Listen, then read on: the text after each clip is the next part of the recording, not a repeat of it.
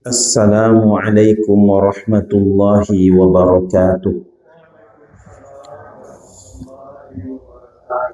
Alhamdulillahil qail.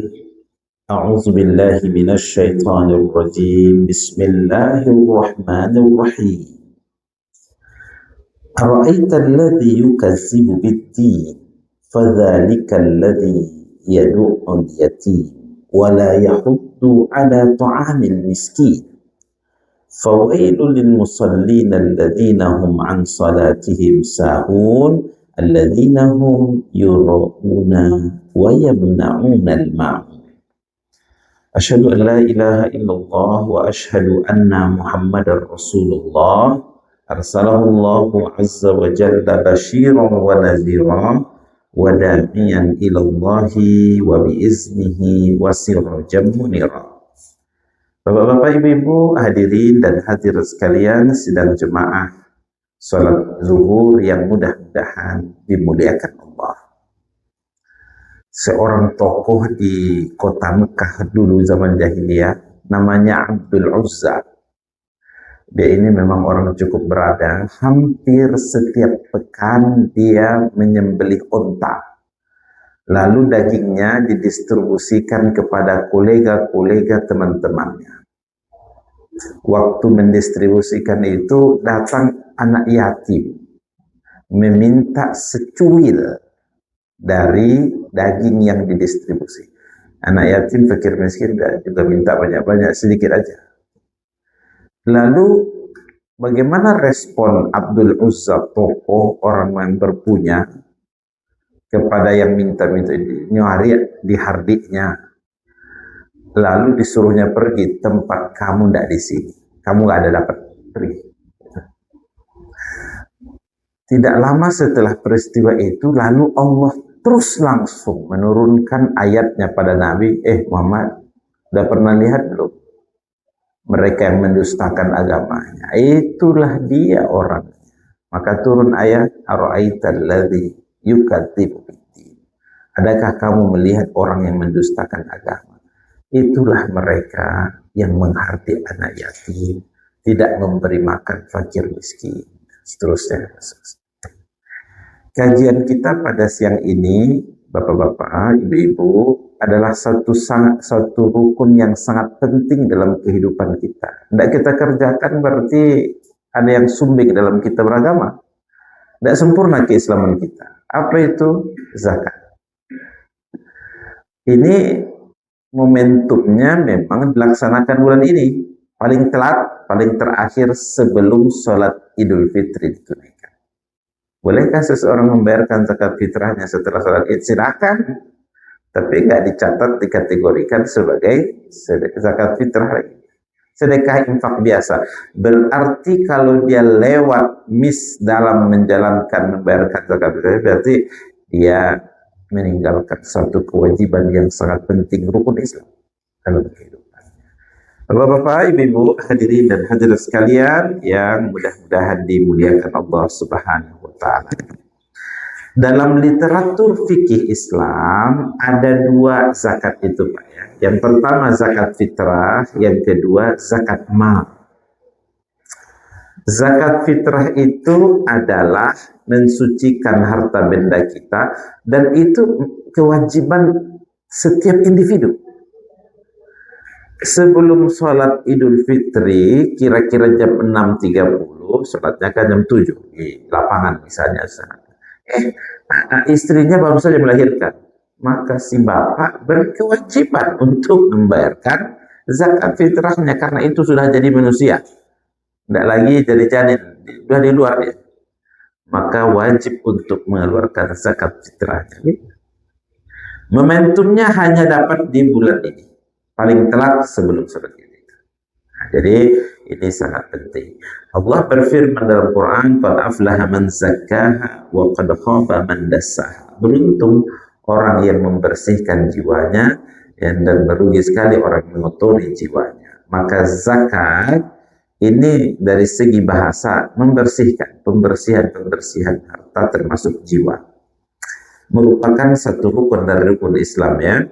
Bapak Ibu hadirin dan hadirat sekalian yang dimuliakan Allah Subhanahu wa Ta'ala, besaran kewajiban untuk membayarkan zakat fitrah itu adalah eh, apa namanya, dalam eh, apa eh, satu mud ini kan pertama makanan pokok. Nabi itu makanan pokoknya gandum, kemudian juga kurma. Lalu kepada kita yang hidup di Indonesia tentu makanan pokoknya beras. Yang terbaik bagaimana Pak Ustaz? Yang biasa Bapak Ibu konsumsi setiap hari jenis apa? Maka jenis itu pula lah yang kita keluarkan. Yang dikonsumsi beras Solo, beras super yang sangat bagus. Ketika mau bayar zakat fitrah, cari beras Solo yang paling murah. Padahal ini untuk membersihkan jiwa dan harta kita tidak cocok. Tidak cocok. Jadi disesuaikan. Terjadinya perbedaan itu karena memang beda-beda harganya. Sama juga seperti di kota, di daerah. Itu juga berbeda terkait dengan nilai. Baik Bapak Ibu, hadirin dan hadirat sekalian yang dimuliakan Allah Subhanahu wa taala, ya 2,5 kilogram atau lebih kurang seperti itu. Makanya tadi kenapa bisa nominalnya berbeda, harga berasnya beda Pak, tergantung jenisnya ya. Dan ini setiap individu, setiap jiwa wajib. Ustaz, dia tidak punya walaupun yang 2,5 kilogram itu nggak punya dia. Gimana cara? Gimana? Maka yang arif dan bijaksana di satu daerah itu, maka ambil zakatnya terlebih dahulu akan mendistribusikan zakat itu pada dia. Maka dia akan berhak, mustahik. Diberikan pada asnafnya, fakir, miskin, dan seterusnya itu ya. Nah, oleh karena itu berikan dia supaya dia mampu untuk membayar zakatnya. Baik Bapak Ibu hadirin sekalian, masih dalam zakat fitrah, bolehkah seseorang yang langsung memberikan kepada orang mustahiknya, tidak melalui mediator yang disebut dengan amil? Kalau kita kan ada LAS, lembaga amil zakat, ada Basnas, boleh, sah. Tapi perlu menjadi perhatian kita, Basnas, amil zakat atau LAS, mereka kan punya tim untuk melakukan survei analisa. Kalau kita cuma 2 mata, mereka punya banyak mata, lalu kemudian menganalisa. Ini nggak efektif kalau kita kasih beras. Kebutuhan mereka bukan beras. Ini nggak efektif kalau kita kasih duit. Berapapun duit habis terus. Ini bagusnya. Jadi oleh karena itu, sehingga kalau di beberapa lembaga charity, mereka punya tagline, hari ini dia adalah mustahik, gimana tahun depan dia menjadi muzaki, memberi zakat. Artinya produktivitas. Dia mikir, kalau kita kan nggak sampai secara individu, nggak nyampe jangkauan ke situ. Udah selesai kerja kita, udah mau gimana terserah. Atau yang kedua, kalau orang itu melihat hanya si fulan ini cuma yang miskin, lalu setiap orang ngasih ke dia. Ternyata di kawasan itu ada orang miskin, tapi orang miskinnya karena dia menjaga muruah akan harga dirinya, dia tidak minta-minta. Makanya oleh karena itu Bapak Ibu, zakat di dalam Islam adalah menjadi satu hal yang sangat strategis untuk mengentaskan kemiskinan. Jadi ada orang yang meminta-minta itu menampakkan dirinya kemiskinannya, simpang jalan di bawah lampu merah. Tapi kan ada yang enggak, dia mendiamkannya. Ya, kesengsaraan ketika ia tidak dapat, dia ini kan saja. Karena dia malu, menjaga harkat diri. Tetapi masyarakat yang tahu tentang kiri kanan muka belakang, radius sekian dari satu rumah, maka dia mengerti orang itu punya kebutuhan yang juga tinggi. Orang itu, jadi itu namanya dalam Al-Quran al-mahrumin. Yang mahrumin itu adalah mereka membutuhkan, sangat membutuhkan, tapi nggak menampakkan kemiskinannya itu. Nah, oleh karena itu ini juga yang harus menjadi perhatian prioritas. Kalau kita secara individu memberikan mungkin nggak nyampe jangkauan ke situ. Tapi kalau lembaga, dia mendengarkan kiri kanan muka belakang. Pak RT, Pak RW ini harus dilibatkan. Kalau satu lembaga misalkan pada satu kawasan yang terkait dengan sekian sekian persentasi di RT ini yang miskin. Oke, silakan. Berikutnya Bapak Ibu sekalian, tapi pada hukum asalnya sah walaupun Bapak Ibu langsung memberikan kepada. Ketika kita memberikan pada lembaga, tentu lembaga punya jangkauan lebih signifikan berbanding individu. Cuma kadang ada hal ininya Pak, lebih kurangnya. Kalau lembaga sudah tidak dipercayai, ini masalah besar. Ini akan menjadi masalah besar. Maka trust dari lembaga itu menjaga reputasinya supaya bagus sangat-sangat menjadi hal penting. Kalau sudah kepercayaan orang bobrok runtuh pada satu lembaga itu, mau bagaimanapun orang sudah duluan tidak percaya. Literasi kita menyebutkan bahwa ada yang kedua dari zakat itu disebut zakat mal. Zakat mal. Bapak Ibu yang dimuliakan Allah. Kita itu kalau sudah punya penghasilan lebih dari nominal tertentu, maka ada kewajiban untuk kita keluarkan 2,5%-nya.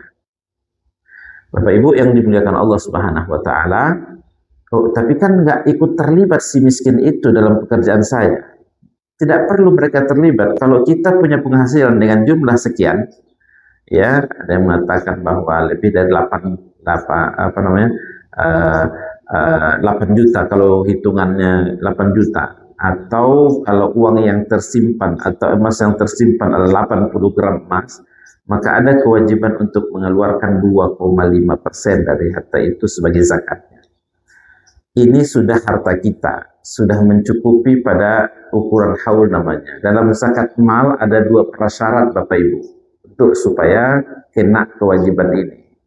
Yang pertama disebut dengan nisab. Apa itu nisab? Ukuran tertentu dari zat yang wajib dizakatkan. Emasnya cuma anting, itu pun sebelahnya hilang. Sebelah ini cuma sekian gram, apakah wajib untuk dizakatkan? Belum, karena belum cukup nisab. Kecuali yang sebelah itu Pak agak 3 kilogram, itu dizakatkan. Gitu. Ukuran tertentu, makanya kalau emas itu 80 gram emas, kalau penghasilan ini zakat profesi namanya. Yusuf Al-Qaradawi memberikan pandangan tentang kewajiban zakat profesi itu di angka nominal 8 juta. Baik Bapak Ibu hadirin sekalian yang dimuliakan Allah Subhanahu wa taala, prasyarat yang kedua dalam zakat mal yang disebut dengan haul. Apa itu haul? Kepemilikannya terhadap harta itu sudah memenuhi syarat cukup 1 tahun. Dia berbisnis, berniaga, apakah perniagaannya sudah beroperasi 1 tahun atau belum? Gimana cara menghitungnya Pak Ustaz? Dari bulan apa ke bulan apa? Kalau dalam hal ini adalah bulan Hijriyah, Ramadan ke Ramadan. Kadang-kadang kan kita mulai bisnisnya nggak Ramadan. Oke, dari bulan Rabiul Awal misalnya. Udah ketemu lagi Rabiul Awal berarti sudah 1 tahun. Pak Ustaz, ini belum ketemu, masih 2 bulan lagi. Tapi saya pengennya mengeluarinya di bulan Ramadan ini. Karena keutamaan bersedekah di bulan Ramadan. Bolehkah menyegerakan membayar zakatnya walaupun tidak cukup zakat? Boleh. Ulama memberikan pandangan boleh. Kenapa? Melihat keutamaan di bulan Ramadannya yang sangat luar biasa ketika seseorang itu bersedekah. Bapak Ibu hadirin dan hadirat sekalian yang dimuliakan Allah, kalau harta yang tersimpan, harta cash yang tersimpan itu memang di 1 tahun, ya kan? Tapi ada beberapa zakat mal yang itu bukan 1 tahunnya, tetapi per panennya. Contoh, seorang petani dia menanam padi dengan jumlah sekian hektar. Itu bukan berarti menunggu 1 tahun dulu. Kalau padi yang dengan irigasi bisa 3 kali panen dalam setahun. Karena 1 kali panen bisa mencapai 120 hari atau 125 hari. Bukan. Kalau panen yang seperti itu adalah setiap kali dia panen, kalau sudah mencukupi penghasilannya lebih dari nisabnya padi itu adalah lebih kurang di angka nominal 8 jutaan tadi, maka dia wajib untuk mengeluarkan. Bapak Ibu hadirin dan hadirat sekalian yang dimuliakan Allah, zakat profesi kita sebagai pegawai atau berpenghasilan besar kemudian dikeluarkan zakatnya, pada zaman Nabi tidak ada Pak. Tetapi ini adalah kaidah kaitannya dengan kasus-kasus kontemporer terbaru. Melihat keadilan Islam yang paling banyak memberikan pandangan dalam hal ini almarhum Yusuf Al-Qaradawi. Dia berkata begini, orang petani dengan susah payah dia bertani, kemudian dia penghasilannya ditotalkan jumlah padinya itu hanya 8 juta, berkewajiban untuk mengeluarkan sebahagiannya sebagai zakat yang dia sudah tunggu itu 3-4 bulan. Ada orang Pak cuma hanya 3 jam bekerja ortopedi operasi tulang, lalu berpenghasilan 80 juta.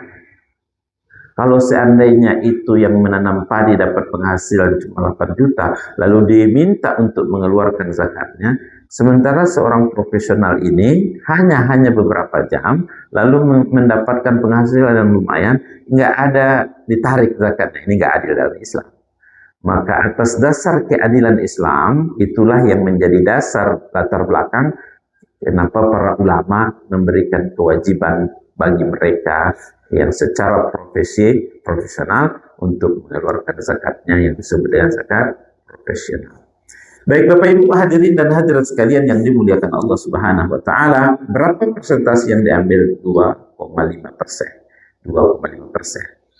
Sebenarnya kalau kita mengukur secara logika 2,5% tidak besar. Kalau 10 juta hanya pada 250.000, lebih kurang.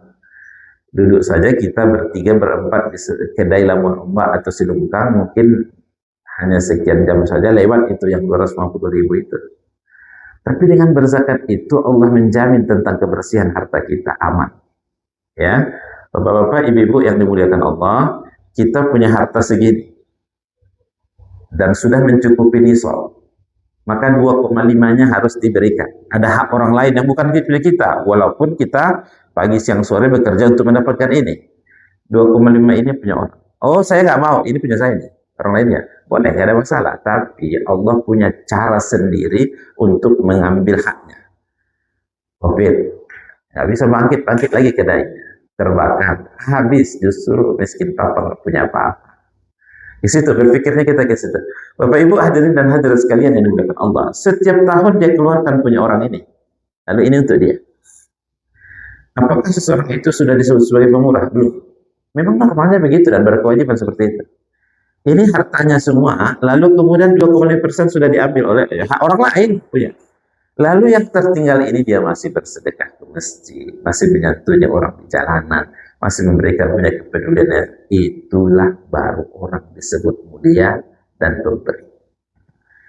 Bapak Ibu hadirin dan hadirat sekalian yang mudah-mudahan dimuliakan Allah Subhanahu wa taala, di antara hikmahnya Bapak Ibu membersihkan harta jiwa. Disebut dia zakat, yaitu zakah, membersihkan. Ya. Pembersihannya bagaimana? Hak-hak fakir miskin, yatim kita berikan. Yang kedua, kalau kita berbicara tentang keberkahan, ada orang dengan gaji tertentu cukup, alhamdulillah. Ada orang naik pangkatnya terus signifikan naik pula gajinya, tapi masih tutup kebutuhannya naik lagi, sehingga kurang lagi. Nauzubillah dari mungkin apa? Keberkahan. Nah, jadi dengan berzakat itu mendidik kita untuk bagaimana nilai dari harta itu membuat berkah. Ya, membuat berkah. Yang si istri juga tidak macam-macam kebutuhan yang melebihi dari kemampuan suami. Yang anak-anak juga berkeinginan. Betapa banyak Bapak Ibu sekalian, karena ketidakberkahan harta, ya, sehingga mendorong si bapak untuk mencari penghasilan tambahan di luar dari yang normal, yang mengakibatkan ya terpenjara dan bahkan reputasi hancur karena korupsi dan yang lain-lain. Bapak Ibu hadirin sekalian yang dimuliakan Allah Subhanahu wa taala, berkaitan dengan kepedulian sosial mengajarkan kita demikian. Bapak Ibu, tentang pendapatan ini Allah sudah onggok-onggoknya sudah. Yang memberi rezeki itu hakikatnya Allah. Kalau kita mengatakan nggak ada urusan, nggak ada, Allah ikut urus campur dalam rezeki saya ini. Ini saya dapat rezeki karena saya pergi pagi pulang sore. Jangan katakan begitu. Kalau ada di antara kita yang berkata begitu bisa syirik. Bisa syirik. Ya, tapi kalau dia berkatakan, kalau juga dia berkomentar bahwa rezeki kita kan sudah dituliskan oleh Allah, nggak usah bekerja, dan nunggu aja. Itu orang jahil, orang bodoh. Kenapa? Allah tidak mungkin menurunkan hujan emas dari langit. Tiba-tiba di bantalnya sudah ada duit. Tidak mungkin. Dia harus maksimal juga berusaha. Tapi Bapak Ibu sekalian, ada orang sudah maksimal berusaha, tapi nggak cukup-cukup untuk mencukupi untuk kebutuhannya. Ya itu karena Allah melebihkan sesuatu itu bagi seseorang dan kadang mengurangkan bagi orang lain. Disitulah perannya zakat, membantu orang yang lemah, yang berpenghasilan lebih. Maka jangan lupa ada orang yang punya keterbatasan. Makanya Pak Bu, setiap kali ayat tentang zakat itu dibarengi dengan sholat. Aqimus shalah wa atuz zakat. Aqimus shalah dominasinya adalah kesolehan individu, sementara wa atuz zakat itu kesolehan sosial. Kesolehan individu kita ini mantap ibadahnya, banyak rokaatnya, tapi dia membiarkan tetangganya mati kelaparan, bukan masuk surga, masuk neraka. Kata Rasulullah, masuk neraka dia. Maka bagaimana kesolehan individu itu justru melahirkan kesolehan sosial. Itulah kenapa digandengkan hablum minallah, hablum minannas, aqimus shalah wa atuz zakat. Bapak Ibu yang hadirin dan hadirat sekalian yang dimuliakan Allah Subhanahu wa taala, itu terkait dengan hikmahnya ya. Nah, kepedulian sosial ini terutama di bulan Ramadan sudahlah kita menahan hal-hal dari makanan minuman, ya kan, merasakan bagaimana kepedihannya orang yang tidak berpunya. Kemudian juga kita disuruh untuk mengeluarkan sebagian harta kita supaya nanti Lebaran adalah punya senyum yang sama dengan mereka, kira-kira begitu. Bapak Ibu hadirin dan hadirat sekalian yang dimuliakan Allah Subhanahu wa taala, berikutnya juga di antara hikmahnya ketenangan batin. Ketenangan batin ya. Dengan kita mengeluarkan zakat, infak, sedekah itu membuat tenang batinnya. Jadi ada seorang non muslim melakukan hal yang seperti ini, puncak kebahagiaan itu saya rasa situ, katanya Timothy. Bapak Ibu mungkin pernah baca ya, seorang tokoh namanya Timothy. Enak aja dia baru bangun tidur sumbang untuk Aceh 100 juta ya, 50 juta ya. Apa katanya? Saya kerja sungguh-sungguh memang untuk itu. Memang untuk itu, supaya orang lebih banyak bahagia. Karena ketika orang bahagia dengan pemberian saya itu, di situ letak kebahagiaan, nggak ada nilainya gitu. Nah, oleh karena itu ini adalah contoh-contoh yang membuat ya, karena lain ini ya, ketika kita memberikan kebahagiaan itu melalui jalan kita gitu, maka ini adalah sesuatu ketenangan batin yang sangat luar biasa. Bapak-bapak, ibu-ibu, hadirin dan hadirat sekalian yang dimuliakan Allah Subhanahu wa taala, makanya di dalam ekonomi Islam zakat menjadi instrumen yang sangat penting, baik yang terkait dengan mengentaskan kemiskinan signifikan, Pak. Potensi zakat di Kota Padang itu sampai puluhan miliar setiap tahun. Potensi zakat itu di Provinsi Sumatera Barat, Masya Allah, puluhan miliar. Kalau dibuka mungkin ditambah dengan wakaf, ya Allah. Bapak Ibu yang dimuliakan Allah Subhanahu wa taala, kenapa ketika kita haji atau umrah nggak ada celengan lewat di depan kita? Ya karena orang berpikirnya apa?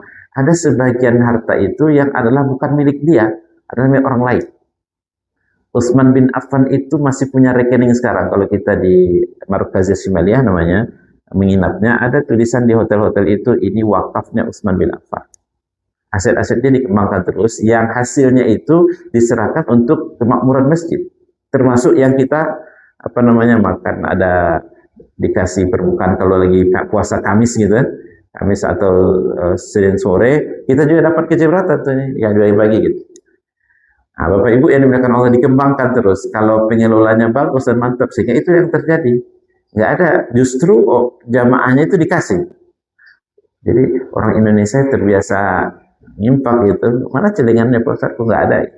Bapak mencari kemanapun ya nggak ada, ya, karena settle semuanya, subhanallah, luar biasa.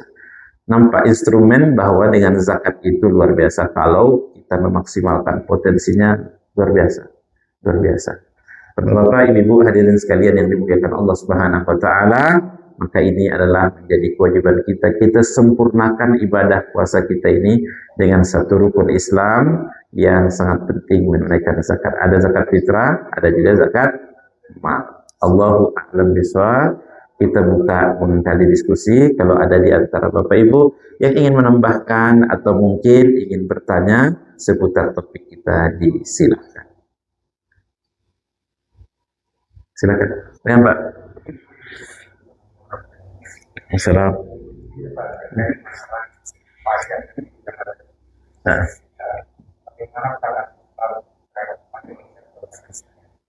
Bagus. Bagus. Bapak Ibu yang dimuliakan Allah Subhanahu wa taala, ya dalam Islam ada namanya zakat tadi. Ya. Terus bagaimana kita dalam bernegara segala macam, ada juga pajak.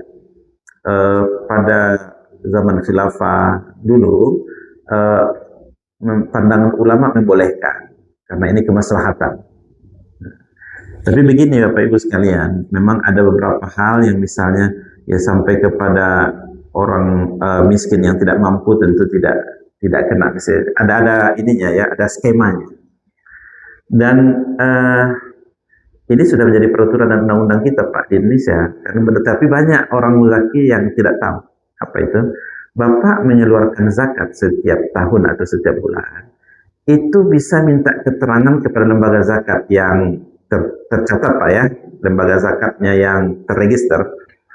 Itu bisa dengan surat keterangan Bapak membayar zakat itu mengurangkan pajak Bapak. Bisa ya. Saya pembimbing di lembaga zakat alumni Fakultas Kedokteran UNAN yang SPT tahunan itu bapak-bapak dokter spesialis itu pada minta. Mereka nggak tahu selama ini. Kita karena berpartnership dengan orang pajak, minta tolong jelaskan gimana dan bagaimana kami edukasi kepada wajib pajak dan juga wajib zakat. Ternyata signifikan Pak. Jadi rata-rata SPT para dokter spesialis itu pada setiap tahunnya dengan melampirkan surat keterangan dia membayar zakatnya, pengurangannya signifikan terkait dengan pajak. Nah, kalau dalam Islam sebenarnya ya kalau terkait dengan pajaknya apa namanya yang penghasilan apa namanya batu bara ada tambang itu jelas Pak, jelaskan itu adalah sesuatu yang kemaslahatan untuk membangun jalan segala macam. Tapi bagi orang yang sudah miskin yang barangkali ini tarik lagi ini kan yang kita pajak rumah itu setiap orang kena loh Pak. Saya pajak saya 250.000 per tahun dan itu bukan saya di komplek, kami punya kakak sekian ratus kakak di komplek itu kan. Itu harus satu komplek kecil. Signifikan makanya apa namanya lumayan besar ininya masukan negara dengan pajak itu kan. Semua pajak kan. Bapak Ibu yang dimuliakan Allah Subhanahu wa taala, tapi ada hal-hal lain mungkin yang lebih besar termasuk tadi menutup kebocoran-kebocoran itu. Itu signifikan. Oplosan minyak pertalite pertamax saja sampai 900 triliun bocornya ya. Kalau kita tanya Pak, tolong dong dibantu fakir miskin yang di jalanan di lampu merah itu, tanya ke dinas sosial, jawab nggak ada anggarannya Pak, nggak ada anggarannya, gitu kan. Padahal negeri kita ini merdeka, founding fathernya ngomong begini, yang tertulis dalam undang-undang, anak yatim, fakir miskin, orang terlantar, tanggung oleh negara. Kalau melihat kekayaan negeri seperti ini, bukan hanya ditanggung oleh negara, iya kan? Memang mau apa mereka itu bisa, gitu kan? Nah, jadi dengan kekayaan yang signifikan dari negeri ini, cuma itu tadi bocornya lebih banyak. Kalau bocor diisi terus, ember bocor diisi terus pakai air, tetap aja bocor gitu. Jadi memang banyak hal yang diperbaiki, termasuk hanya dengan zakat itu saja tuntas, gitu kan? Hanya dengan zakat, belum lagi kita berpikir tadi sekian anggaran yang khusus gitu ya. Jadi makanya Pak, kalau berbicara tentang kalau kita dibilang apa namanya kita katakan oh nggak ada pajak bikin dosa, itu nanti kita ditangkap karena nggak sesuai dengan ini kan. Tapi memang dari sejarahnya dulu pernah di khilafah di zaman khilafah bahwa boleh mengambil pajak. Kalau dulu pajak itu Pak, ada orang asing atau non muslim atau apa itu mereka berkewajiban untuk bayar. Orang Islamnya enggak. Kalau sekarang kan itu kemaslahatan, dilihat kemaslahatan untuk pembiayaan hal publik, lalu kemudian untuk pembangunan negara dari situ. Ya kan? Tapi perlu mungkin untuk diperbaiki skemanya, siapa aja yang wajib, siapa aja yang diberilah. Dia mestinya bukan dipajakin, tapi memang dibantu untuk dia bisa berkembang seperti zakat tadi kan. Kalau dia mustahik adalah dibantu, dikasih gimana caranya supaya dia bisa berzakat, memberikan kontribusi, yaitu ya dibantu. Ya ini bantunya nggak bisa nih kalau pakai cash. Harus dibuat dia dilibatkan ikut training pelatihan supaya berhasil. Itu bantuannya. Ya, misalnya ini kalau dikasih ikan konsumtif habis aja nih semua. Besok dia tahun depan minta lagi kasih pancing. Ya tapi dikasih pancingnya itu yang adalah biasa dia ke laut untuk memancing. Kalau dia nggak biasa memancing itu bisa aja mubazir juga. Itu kerjaannya orang-orang di tim lembaga zakat tadi yang memfungsikan untuk tepat sasaran dari apa yang menjadi bantuan. Makanya Pak Bu, apabila lembaga zakat trustnya bagus, subhanallah, Bapak Ibu bisa nanti baca dan lihat Jogokarian itu, bagaimana bisa setiap sore itu menyiapkan makanan bukan hanya 2.000 sekian puluh ribu porsi makanan ini ya, Ramadan ini. Dan itu sudah dari masyarakat. Orang kalau sudah real dan dapat trust, dari mana-mana datang untuk ngasih. Dan itu dengan sangat bahagia mereka kasih. Nanya gitu. Apalagi sekarang? Di mana lagi saya? Nah, subhanallah. Gimana hal tersebut juga bisa kepada kita. Jadi pajak secara ini sah dan boleh karena agama. Jangan lebar diskusinya oleh para ulama. Ya, dan ini adalah dilihat dari kemaslahatan Pak. Allah. Silakan Bapak Ibu, mungkin ada yang lain. Ya Pak. Kita misalkan berandai-andai, Ya Pak. karena kita punya uang nih, kita rumah, kita sudah tua, ada usaha tidak mungkin lagi, usahanya segala. Tapi kan ketika di tahun pertama kan kena dosa dari simpan kan, Betul. Nah, kembali kan, Ya. tahun berikutnya Kena lagi, berkurang. Tapi logikanya kita cuma boleh kaya 45 gram aja. Logikanya kan gitu, seandainya ini ada kata, tidak kita putar di uang. Kita udah tua, udah dolar. Kita tidak ada juga yang berbisnis lah. Mungkin 5 pensiun saja misalnya, kalau pensiun kita tahu Ya. dari pensiun itu kita ada punya uang sekitar 1 gram misalnya. Ya. Berarti kan kalau tiap tahun berputar sampai tahun kesekian dia akan tetap menjadi 40 gram tadi. Itu segitunya menjadi harta bagaimana? Bagus Pak. Oke. Dalam pikiran logika kita memang begitu. Tapi hadis Nabi dalam ajaran Islam yang sempurna nggak begitu. Kata Nabi begini, dilarang kita untuk menyimpan uang ini yang sifatnya habis karena zakat. Jadi prinsipnya bagaimana? Prinsip ini, uang ini nggak boleh ditahan, nggak boleh dikembangkan. Karena kan kita tua. Oh, dipinjamin ke orang, hilang habis. Nggak ada mana. Nah, persoalannya kan di situ ya Pak ya. Oke, saudara pun kadang saudara juga yang ini misalnya kan. Habisin gitu ya. Pada prinsipnya Pak begitu, ada uang itu nggak boleh ditahan. Karena itu, ini saya sependapat dengan Purbaya. Kalau ditahan itu nggak boleh kain. Produktivitas, gerakkan sehingga otomatis secara ekonomi bergerak. Yang itu uangnya tadi itu dengan bergerak, ya kita kan mikirnya Pak kan kalau loser, kalau nggak berhasil itu habis uang kita kan. Yang tadinya untuk hidup kita di masa tua itu kalau kita melihat negatifnya. Kalau dikembangkan menjadi, itulah yang teori terjadi pada Baitul Mal seperti yang saya katakan Utsman bin Affan tadi. Utsman bin Affan udah mati, tapi aset-asetnya adalah dikelola dengan baik, untung terus sehingga membuat hotel-hotel, dan hotel-hotel ini disewakan lagi, untung lagi, buat hotel baru untung lagi. Makanya kenapa orang Aceh kalau pergi haji dia dapat duit? Karena kakek nenek moyangnya dulu ketika di sana ada dana abadi itu lalu dikembangkan sehingga punya hotel-hotel lah dekat masjid di dekat Ka'bah itu radius sekian meter itu ada punya aset gitu. Nah, sehingga kita melongo tuh orang Sumatera Barat kakek nenek moyang kita juga kan pernah dulu ya ke Mekah juga dulu belajarnya kan. Saya sekolah di Taulib Padang Panjang, kenal betul itu ayahnya Buya Hamka udah di sana gitu ya. Nah, gitu ya. Kenapa dulu kakek nenek moyang kita nggak berpikir ya orang itu ada orientasinya ke bisnis, ada juga enggak. Ini bertepatan orang Aceh ini dulu mungkin dia mikir anak cucunya gimana gitu kan. Sehingga itu Pak. Pada prinsipnya jangan sampai uang itu habis karena dikeluarkan sebagai zakatnya. Kalau melihat kepada kemanfaatan uang itu memang harus dikembangkan. Cuma memang tanda tanya kita adalah siapa yang amanah? Siapa yang bisa resikonya kecil? Kalau namanya bisnis memang kedua-duanya pasti ada Pak. Pasti ada resiko kan? Ada resiko juga ada keuntungan, ada juga keuntungan. Besar resikonya, kemungkinan keuntungannya juga besar. Tapi itu jadi mungkin resikonya kecil ya keuntungan yang dapatnya juga kecil.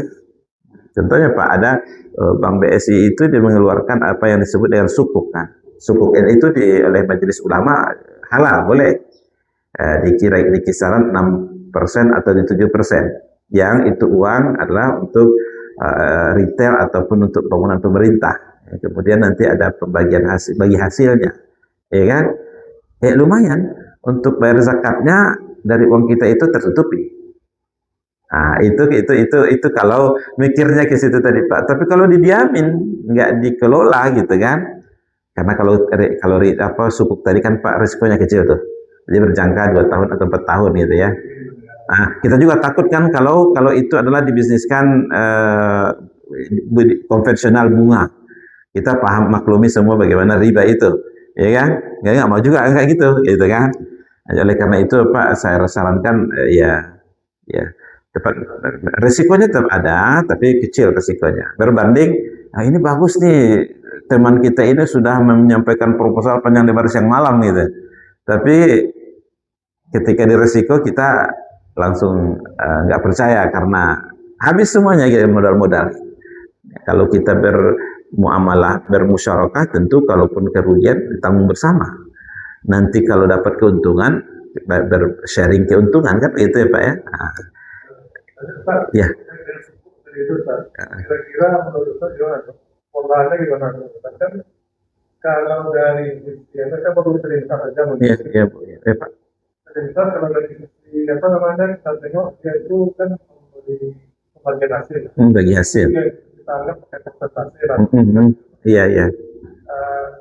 Apakah itu juga termasuk menanggung kerugian bersama? Karena kan ditengok dari sisi dari perkembangan yang belakang. Kita tengok tidak rugi kan? Iya. Apakah dalam akad itu ketika itu kita tanamkan kita ke sana, apakah juga ada rugi kita tanggung bersama? Itu kan hal yang lumrah dalam agama. Baik, Bapak Ibu yang dimuliakan Allah SWT. Jadi terkait dengan sukuk ini, pertama Pak, bedanya itu memang dengan yang konvensional atau yang bunga itu pada akad. Pada akad ini tidak disebut sebagai bunga. Marginnya lumayan besar sih daripada yang lain itu kan. Kemudian juga tentang produk dari apa yang diprodukkan itu seperti misalnya retail atau bangunan rumah sakit atau misalnya yang itu di bawah ini pemerintah sehingga LPS menjamin. Jadi itu barangkali apa namanya yang membuat penjamin resikonya jadi kecil. Terkait dengan ada resiko ditanggung bersama, barangkali Pak kita kan tidak baca sampai tuntas yang kita tanda tangan itu. Ini kan ada item-itemnya. Mungkin lebih tepatnya Pak di kita ini kan diskusikan dengan di bank syariah, di BSI atau apa gitu ya, ada syariahnya, itu pasti menyampaikan itu. Semestinya itu kalau ada berbagi keuntungan, sharing profit, berarti juga kalau ada resiko yang ditimbulkan kita sharing. Cuma mungkin itu tadi, bisa satu saat kita dapat pembagiannya kecil, tapi bisa suatu saat adalah melebihi dari yang konvensional itu. Disitulah letak mungkin dia mengatur tentang resiko tadi Pak, kalaupun ada resiko tapi terukur resikonya. Itu yang seperti rumah sakit, berarti bangunan pemerintah ini nggak punya uang lalu kemudian dilakukan itu sekaligus dia ini kan ya mendapat cash flow-nya dan itu untuk dibagi hasilnya. Allah alam barangkali Pak itu terkait yang detailnya dalam realisasi ini mungkin lebih tepat kalau kita mengkonsultasikannya kepada mereka yang aktif di sana. Pasti di setiap bank yang memiliki apa namanya produk sukuk ini pasti ada counter terkait dengan itu. Silakan Bapak Ibu, masih ada yang lain? Yunus, cukup? Baik Bapak Ibu hadirin dan hadirat sekalian yang mudah-mudahan dimuliakan Allah, kita cukupkan kajian kita di siang hari ini, mudah-mudahan bermanfaat. Jangan kita lupakan, pastikan anak dan keluarga kita semua untuk tunaikan zakat fitrah, tunaikan zakat mal, sehingga membersihkan harta benda kita dari kekotoran, sehingga hikmah-hikmah tadi dapat kita rasakan insyaallah. Wabillahi taufiq wal hidayah. Assalamualaikum warahmatullahi wabarakatuh.